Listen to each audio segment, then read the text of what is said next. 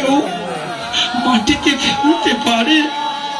গোবিন্দ যে কৃপা করে সেই ভক্তকে, সেই ভক্তের কাছে যে আমার ভগবান বাধা। তাই বসুদেব দৈবকী হা কৃষ্ণ হা গোবিন্দ বলে নয়ন জলে বক্ষ বিলাপিত করলে, আর বলছে হে গোবিন্দ তুমি দুঃখ যন্ত্রণা কষ্ট আমাদেরকে যতই দাও, ওই মধুমাখা কৃষ্ণ নাম যেন আমরা ভুলে না যাই। নিতাই গৌর হরিবল।